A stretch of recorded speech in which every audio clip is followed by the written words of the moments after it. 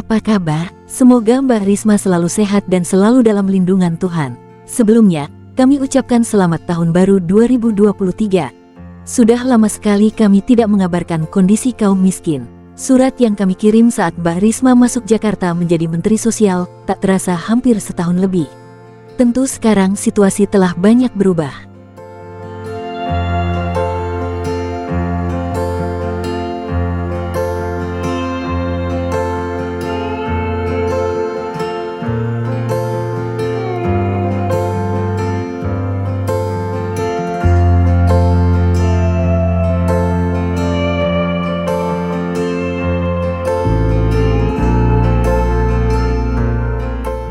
Pandemi COVID-19 yang telah merajam kehidupan kita selama beberapa tahun, sekarang mulai mereda. COVID-19 telah mengubah cara kita tentang hidup. Ternyata memang benar yang disampaikan Yuval Noah Harari dalam bukunya Sapiens, bahwa manusia merupakan spesies paling lemah. Hanya karena kemampuan otaknya, manusia bisa bertahan dalam hantaman perubahan-perubahan alam yang cukup besar. COVID-19 memperlihatkan itu. Virus tersebut telah membuat manusia kalang kabut, namun pelan-pelan bisa menanggulanginya walaupun dengan kesulitan yang besar. COVID walaupun memporak-porandakan berbagai segi kehidupan, terutama ekonomi, namun juga mengajarkan pentingnya solidaritas. Kalau tidak ada solidaritas, baik antar masyarakat maupun antar bangsa, tentu kondisi ini tak akan bisa ditanggulangi. Dengan adanya COVID-19 kita menjadi menyadari kelemahan dan sekaligus kekuatan kita.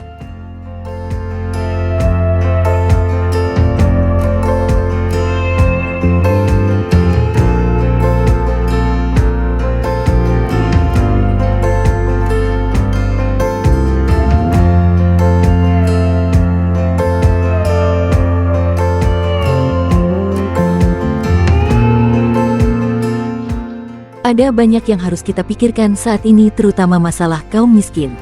Tentu Mbak Risma juga menyetujui bahwa kemiskinan terjadi bukan karena kutukan Tuhan atau kemalasan kaum miskin dalam bekerja, namun karena sistem sosial politik dan ekonomi yang timpang.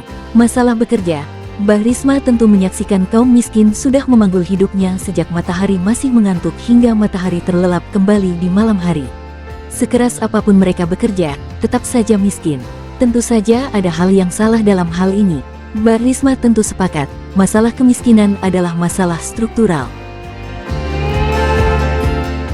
Artinya, diperlukan struktural dalam kehidupan masyarakat dengan mengubahnya dengan sistem yang egaliter sehingga kekayaan tidak hanya menumpuk pada segelintir orang tetapi bisa merata ke banyak orang. Disinilah tugas pemerintah.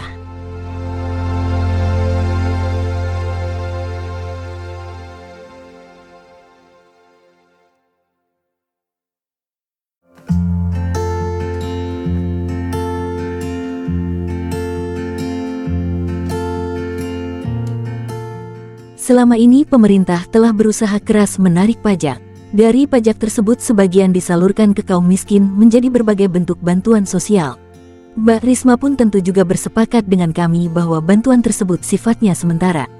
Kaum miskin tentu tidak akan terus-menerus tergantung pada bantuan. Mereka, seperti kata Bung Karno, juga berkeinginan berdikari dalam bidang ekonomi. Tentu saja semua ini memerlukan proses yang panjang karena masalah kemiskinan merupakan masalah yang pelik.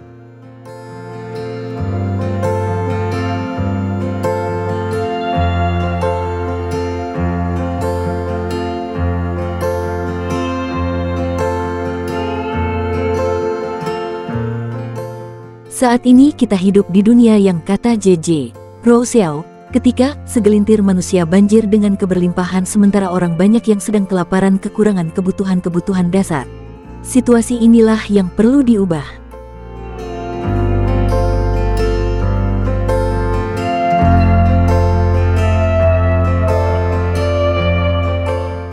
Kami menawarkan bentuk perjuangan untuk mengubah situasi kaum miskin. Pertama, perjuangan jangka panjang, mewujudkan Indonesia yang adil, setara, sejahtera, dan inklusif tanpa penindasan kapitalisme.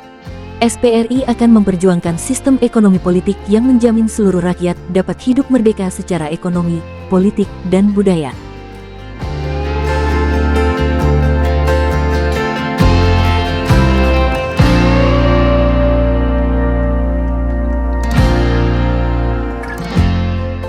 Kedua, Perjuangan jangka menengah mendorong perluasan demokrasi dan partisipasi dalam proses pembuatan kebijakan publik. Tahun 2020 sampai tahun 2022 SPRI telah mendorong reformasi program perlindungan sosial rakyat miskin. Mendorong kebijakan perlindungan sosial khususnya memperkuat peran pemerintah daerah untuk membuat skema program perlindungan sosial di tingkat lokal untuk melindungi warga miskin yang tidak menerima manfaat program perlindungan sosial nasional.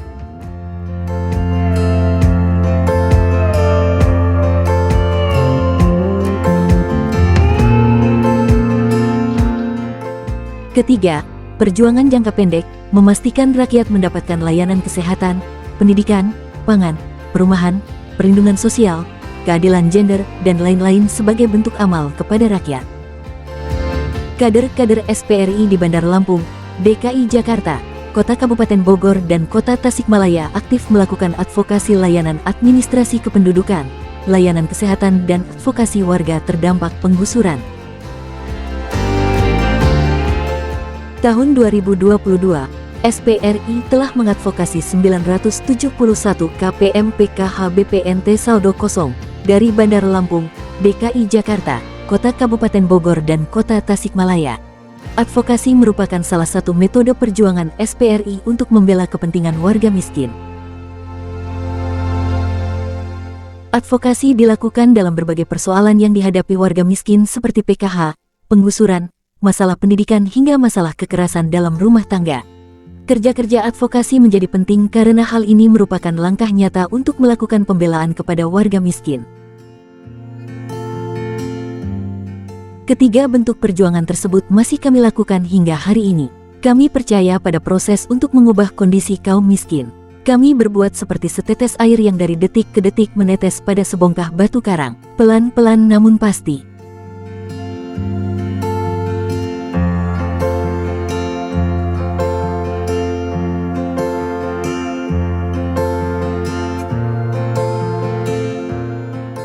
Mbah Risma, seperti tahun 2022, kondisi tahun ini sepertinya belum berubah. Presiden Joko Widodo sudah berkali-kali mengingatkan situasi yang masih suram di tahun 2023. Tentu saja pernyataan tersebut bukan bentuk pesimisme, tetapi pengingat kepada kita agar menyiapkan segala sesuatunya lebih baik, agar bisa melewati masa suram dengan selamat.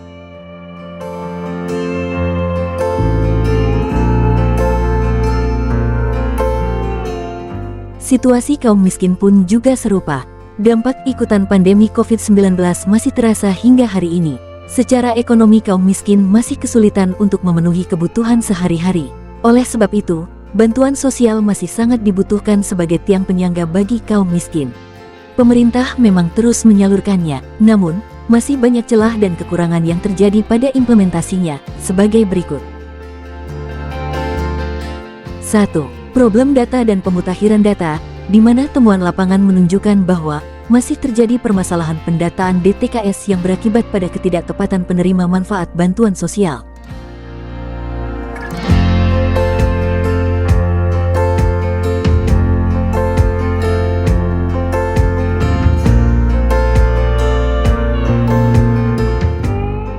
Dua, problem pendistribusian juga seringkali ditemui, seperti adanya beberapa penerima yang justru menerima saldo kosong dan atau terjadi pungutan liar, pungli, dari pihak-pihak dan oknum-oknum tertentu pemeras rakyat.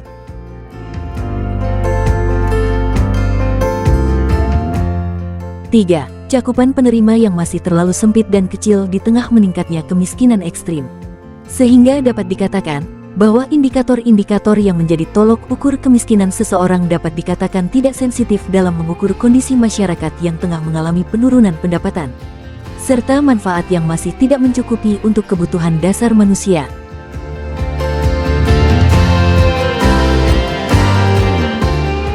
4. Problem sistem informasi dan penanganan pengaduan yang tidak transparan dan tidak jelas.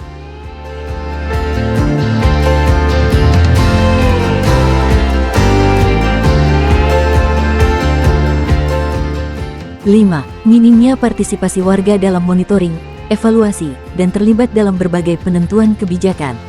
Mulai dari penentuan indikator miskin hingga penentuan pihak-pihak yang berhak mendapatkan manfaat.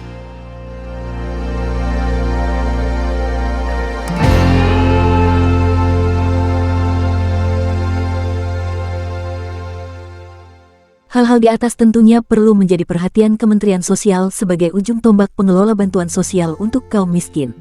Kami rasa upaya Mbak Risma untuk turun ke bawah guna mengecek langsung penyaluran bantuan sosial sudah bagus. Namun masih perlu ditingkatkan karena di lapangan problem-problem yang kami sampaikan masih terjadi. Sikap cerewet Mbak Risma dalam menghadapi segala persoalan di lapangan masih sangat dibutuhkan.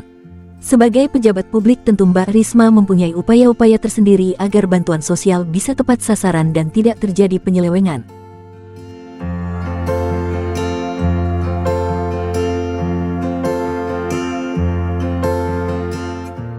Dalam satu kesempatan, Bung Karno pernah mengingatkan bahwa Tuhan bersemayam di gubuk si miskin. Kata-kata Bung Karno tersebut masih relevan hingga hari ini agar kita selalu memperhatikan kaum miskin. Oleh sebab itu, kami menyarankan agar pihak-pihak dari Kementerian Sosial lebih sering mengunjungi kaum miskin agar mengetahui derita dan persoalan mereka. Jangan sampai kita terjebak pada kondisi agar bos senang dengan memberikan laporan-laporan yang serba bagus, padahal kondisi yang terjadi sebaliknya. Presiden sendiri dalam suatu kesempatan pernah menyampaikan agar pemimpin tidak hanya enak-enak duduk di ruang ber-AC. Sudah saatnya sesering mungkin turun ke bawah untuk mengetahui kebutuhan dengan setepat-tepatnya kebutuhan kaum miskin.